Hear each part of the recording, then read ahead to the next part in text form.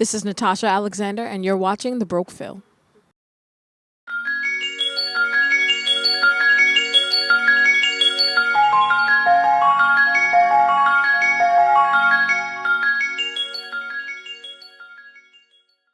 Hi, this is Anna.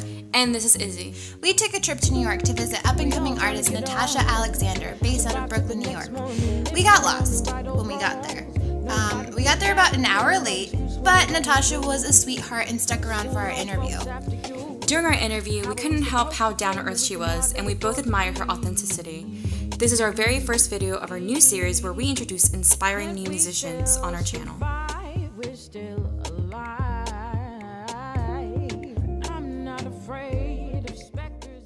So, Natasha, how did you get started in music? How did I get started in music? I was always a very musical person. I grew up in a musical household. Lots of vinyls. I was surrounded by music all the time and always could sing. Always could sing a little bit. Well, I was always singing. And so as I got older, I began to write. Like, I was always writing things, so I constantly had notebooks and that type of stuff. And I did a lot of poetry. And in a way, those kind of, like, as I got older, turned itself into, like, songs, I guess. And I always, as I was younger and was listening to music, often my dad, I would be like, Daddy, could you put that song on again? I love this song. And my dad one day asked me, he was like, for one particular song, was a Bob Dylan song. He was like, why do you like this song? And I was like, oh, I like it because of the music. And my dad was like, I know one day you're probably going to be a musician. And I was young, and my parents could always tell that about me. He's like, I know one day you're probably going to be a person that creates music, like just like him. So you always have to make sure the words are what matter, and the words are what stay with people. And so that stayed with me forever. And so it encouraged me to, like, be a songwriter, really. And so that's essentially awesome. how That's that happened. amazing. Yeah. I love the encouragement. So, well, you said Bob Dylan, but what other artists inspired you as a Oh child? my goodness. Definitely. So when I was younger, I was really inspired by definitely Nina Simone, definitely Lauryn Hill and Erykah Badu. I loved D'Angelo from young. My brother, like, D'Angelo's Voodoo album, my brother would play that album on repeat, and my brother's 10 years older than me, and so me being a little girl hearing that all the time, I literally fell in love with that album. So D'Angelo is like one of my favorite vocalists and writers of all time. Oh my goodness, so many people. I really loved, there's a band called America, which is like a classic rock band. I listened to a little bit of everything. So a lot of jazz, a lot of John Coltrane, a lot of Miles Davis, just really everything. I had a really broad influence, but in terms of, like, being like a singer, definitely probably Lauryn Hill for sure. And Chaka Khan too. Yeah, we were listening to your song.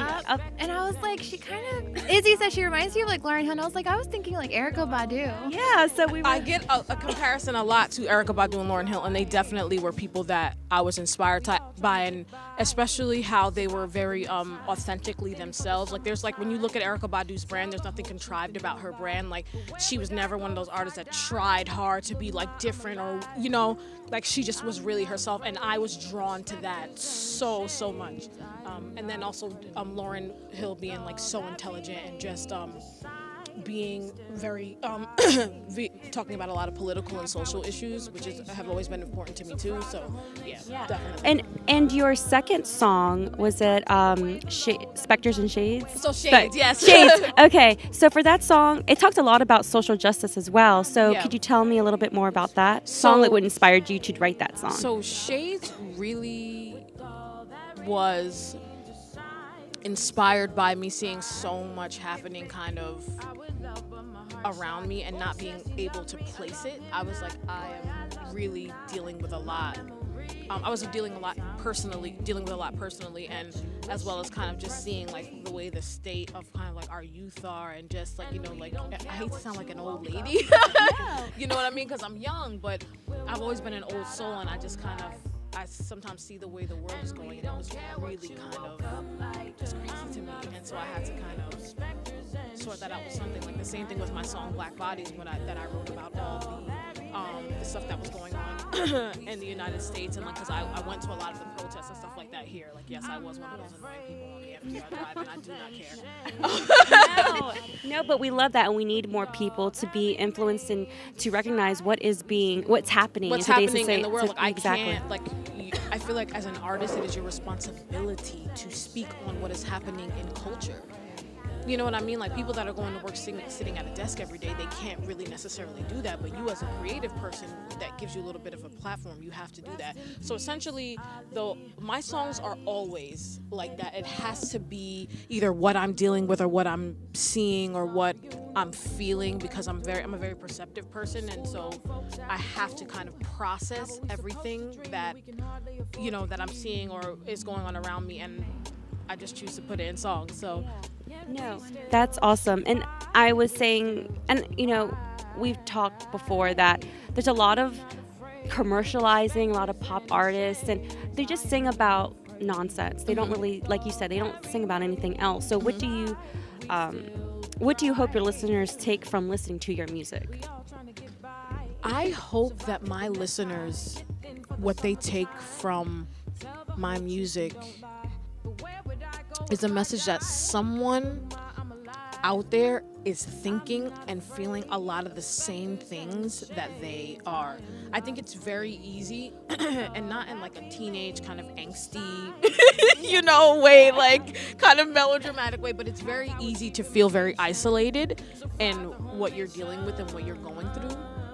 And so if you can kind of listen to a person who's kind of singing and creating, and you feel like, oh, they're dealing with those things too, then I'm not really by myself. And I just want to have a message of positivity and hope, really. Like I think that things will improve and they'll get better, and that there's kind of more to this life than what we're seeing right now. Like things will improve and they will get better. There's a lot of good in the world, and I want to be a part of the people that are creating that good and bringing that good, with positivity, like creating a different standard of what women have to be. Like you don't have to be like twerking and shady and ridiculous, like like not to shade anyone at all for how they get their money, you know what I mean, but you don't have to do that. Like it's cool to, like, you can be smart and you can be you can be political, you can be all these different things. You don't have to be what TV's idea of what a young woman is supposed to be,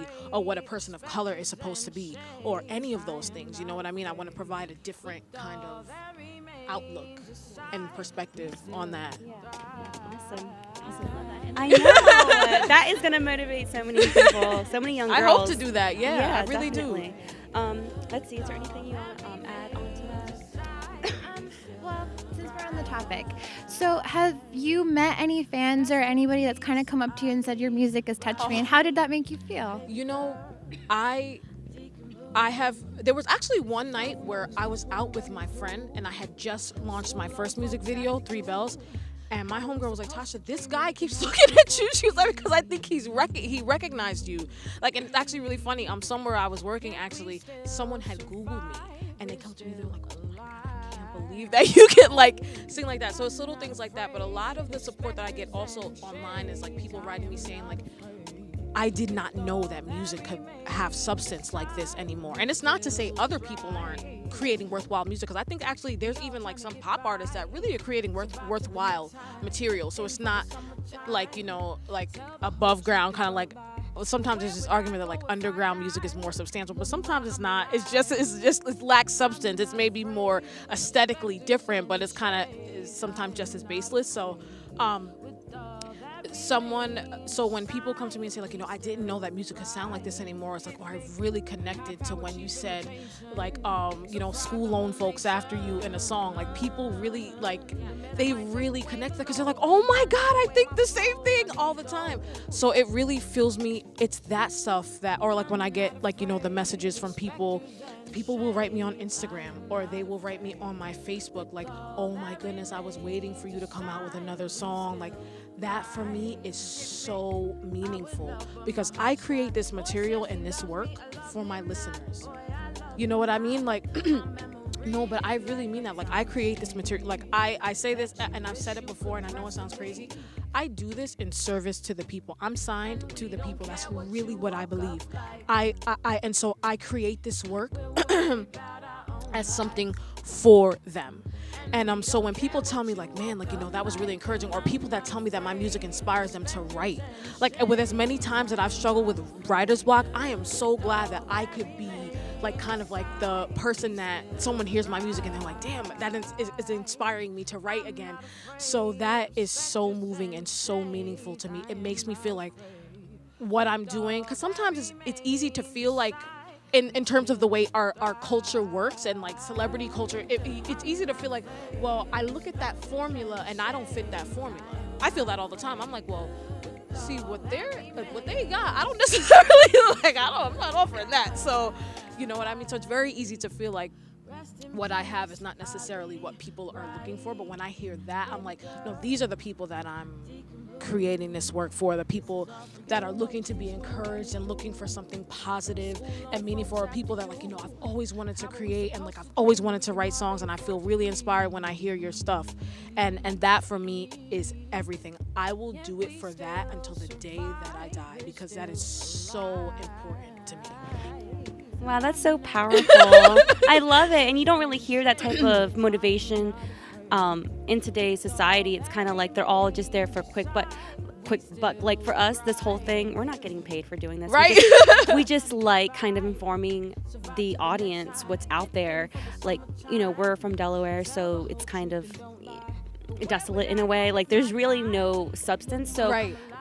Doing this kind of opens more opportunities. Like, hey, there's opportunities out here. Go out here. Like, kind of think outside the box. I encourage you guys to really like keep doing this. Like, I don't know if it's not really for camera. No, but you could keep. But I just want, like, guys, really continue to like do this, and like it's always really good to be like fearless, even when things seem impossible, and even when they don't really seem like it's gonna work out, or you don't. Like, when you do things for the love, it will work out in your favor always. And you guys clearly did this as a labor of love, so it will work out in your favor. I promise you. No, I really, really mean that. Well, just one more thing, because Sure, certainly. your words are so inspiring. So what do you want to tell, like, your listeners, your regular listeners, the people that write to you every day? What do you want to tell them? What I want to tell them, like, in general? In general, do you want to like thank them? I mean, you can thank them. Oh my goodness. You can, inspire them more. Because I kind of, when I finally put out my project, I had actually been doing music and kind of writing things on the low, but I hadn't put out an actual project until my first album, Super. After singing for years, my debut project was Super, like solo project, alone me. And it's like, it's never too late to do what you love to do. Everyone on this earth was put here for a specific reason. Everybody has a calling and a path and something that they are designed to do that only they can do uniquely. And I want to encourage my listeners and everyone in the world, like, there is something that you were put here to do. So don't look at the odds and the physical and the things that may seem like obstacles, but really just go for what you want to do, because there's something that only you can do. Only you can do. There's something that only you were put here to do. All of you, there's only something that you were put here to do. And so if you don't do that, I believe that the world is missing out on something special, and the universe is missing out on something so special.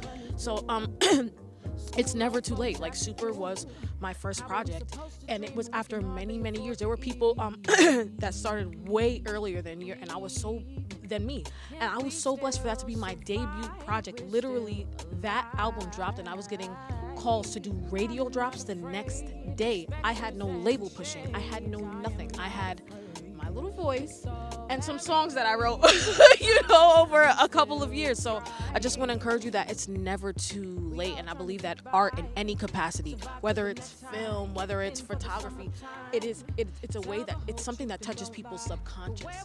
So especially if that's something that you feel like you're called to, just go for it. Just do it, and don't let anybody tell you that you can't do it. No one. Don't listen to them. I know. This is amazing. Yes, I love it. So when are we going to hear more of your new stuff? Yes. So I am in the process of recording a new project. I'm writing and recording my I guess my sophomore project. Like, it doesn't that sound so pretentious? It's like my sophomore work. So I'm in the process of recording my second project. So that is going to be out sometime early next year. So that should be really soon. I may drop a couple singles, here and there. So stay tuned. I'm gonna definitely be dropping some more stuff. But yeah, my next project should be out early next year. Like, I've just been itching to write it. Like, it's that thing where it's like there's just been this overload of like information and material and just all this stuff, and I'm like, I have to get it out now. Yeah. So I'm really, really excited about this project. I think it's gonna be very different from Super, my first project. It's still gonna be my same like vibe and sensibility and aesthetic. So it's still gonna be Natasha. So it's not gonna change, but it's just gonna be like Natasha 2.0, like upgrade, like So On another level, basically. Yes, exactly, awesome. exactly. So I think that's pretty much. Oh yes. Find you online. Oh, absolutely. So you can find me on Instagram at _NatashaLex. You can also find me on Twitter at _NatashaLex. My website is natashalalexander.com. And if you just Google me, you'll find my YouTube channel. Please subscribe. Please follow me on Instagram and Twitter. I always follow back, and I always do my best to comment back. I'm really bad with social media. I'm trying to improve and like not be so bad about it. But yes, if you follow me, I will most certainly follow you and comment. And how are we supposed to dream when we can hardly afford to eat? We hope you enjoyed this video off of our new series on TheBrkPhil. Don't forget to find us on Facebook at TheBrkPhilanthropists, Twitter at TheBrkPhil, Snapchat at TheBrkPhilanthropists, and Instagram at TheBrkPhilanthropist.